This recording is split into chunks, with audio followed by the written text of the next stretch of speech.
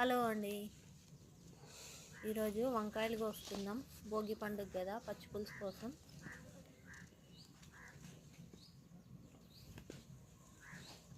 5-6 రకాల వంకాయ చెట్లు ఉన్నాయి.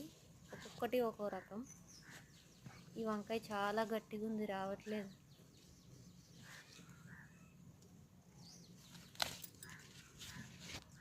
చాలా గట్టిగా ఉంది దీని కాడ.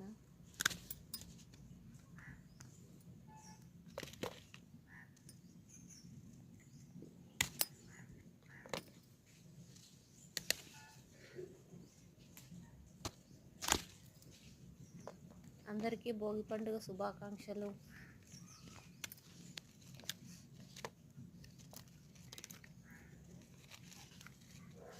బాగున్నాయా వంకాయలు? Like, share, subscribe.